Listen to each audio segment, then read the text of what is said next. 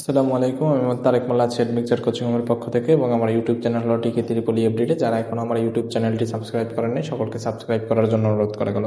তো আজকে আমার আলোচ্য বিষয় হলো বেসিক ইলেকট্রিসিটির খুবই গুরুত্বপূর্ণ একটা টপিক, সেটা হলো ম্যাথ টপিক। তো ম্যাথের আমরা খুবই গুরুত্বপূর্ণ একটা ভিন্নধর্মী ম্যাথ নিয়ে আমরা একটু হাজির হয়েছি। তো আজকের আলোচ্য বিষয় হলো যে এই সার্কিটটা দেয়া আছে, এই সার্কিটের মোট রোধ, মোট কারেন্ট এবং 16 ওহমের রেজিস্ট্যান্সের আর ভোল্টেজ ড্রপ। তাহলে এই সার্কিটের মোট রেজিস্ট্যান্স নির্ণয় করতে হবে, এই সার্কিটের মোট কারেন্ট নির্ণয় করতে হবে এবং এই যে 16 ওহম দেখা যাচ্ছে, এই 16 ওহম রেজিস্ট্যান্সের ভিতর থেকে কত ভোল্টেজ, মানে এই 16 ওহমের ভোল্টেজ ড্রপটা আমার বের করতে হবে। তো এই ম্যাথ যদি বুঝতে হয় আমার আগে একটু বেসিক বুঝতে হবে। আমরা তো আগের ভিডিওতে তো আমরা এই বেসিকগুলো সব দিছি, কিন্তু এর বাইরে একটা বেসিক আমার জানতে হবে যে আসলে মনে করলাম যে এইখান থেকে আমরা কিছু লোক রওনা দিছি, কিছু লোক রওনা দেওয়ার পর এই যে এইখানে আসছে, এইখানে আসার পর দুইটা পথ আছে। এই দিক থেকেও আমার উদ্দেশ্য হলো এই যে এইখানে একটা পতাকা আছে, এই পতাকাটাকে আমার নিতে হবে বা এই পতাকার কাছে আমাদের যেতে হবে। এখন আমাদের হাতে দুইটা পথ আছে, এই দিকে একটা পথ আছে এবং এই দিকে একটা পথ আছে, দুইটা পথ আছে। এখন এই লোকগুলা জানে যে এই পথে অনেক বাধা আছে, অনেক সাপ আছে, অনেক কুমির আছে, অনেক বাঘ আছে, অনেক কুকুর আছে, কিন্তু এই পথ দিয়ে গেলে তাইলে আমার কোনো কিছুই থাকবে না, এখানে সাপও থাকবে না, বানরও থাকবে না, কোনো ঝামেলা নাই। তাহলে এরা অবলম্বন করবে কোন পথ? অবশ্যই এই যে সাপ কুমির যে পথে বাধা আছে এইটা অবশ্যই অবলম্বন করবে না, ইগনোর করার চেষ্টা করবে। কিন্তু যেই পথে বাধা নাই ওই পথ থেকেই তো যাবে, এটাই তো স্বাভাবিক। এই যে কারেন্ট প্রবাহ সেম, এও বাধা থেকে যাইতে পছন্দ করে না, যেখানে বাধা নাই ওই স্থান থেকে যাওয়ার জন্য সে আকৃষ্ট হয়।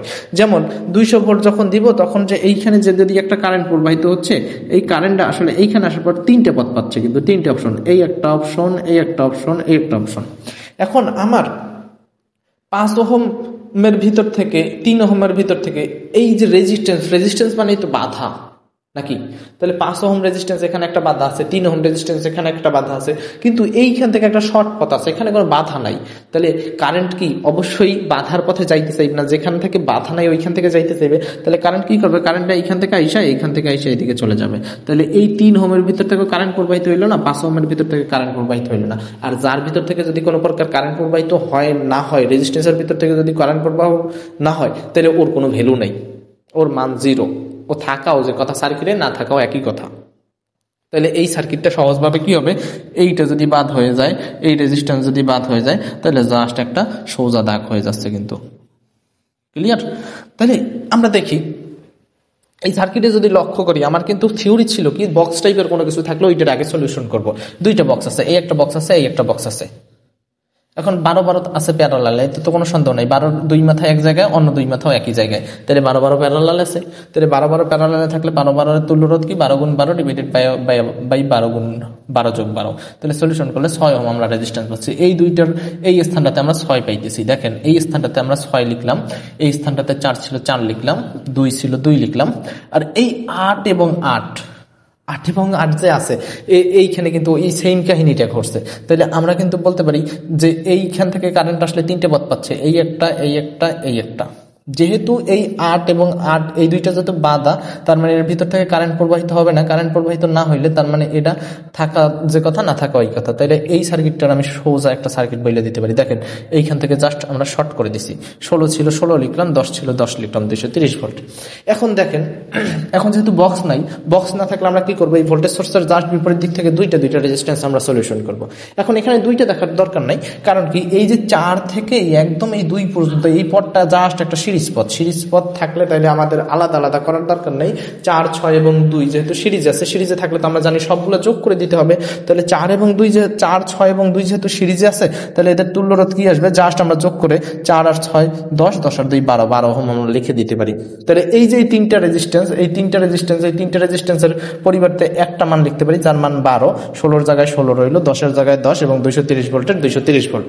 এখন আমরা এই 12 এবং 16 এরা কিসে আছে?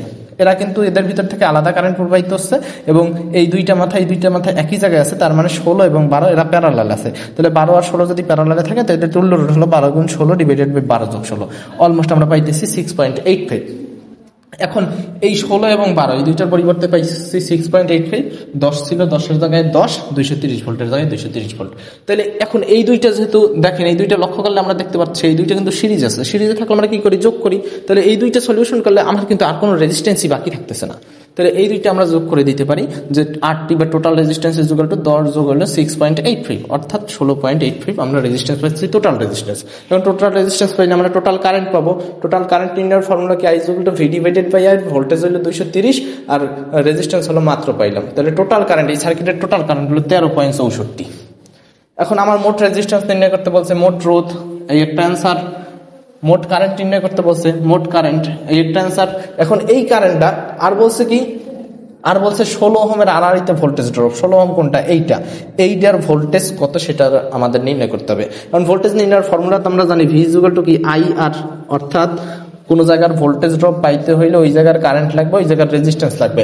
দেখেন 16 ওহমের ভোল্টেজ ড্রপ পাইতে হইলে 16 ওহম, রেজিস্ট্যান্সের মান তো 16। এখন এই জায়গার কারেন্টটা যদি পাই তাহলে কিন্তু ভোল্টেজটা পাইয়ে যায়, কারণ কি রেজিস্ট্যান্স লাগবে, কারেন্ট লাগবে।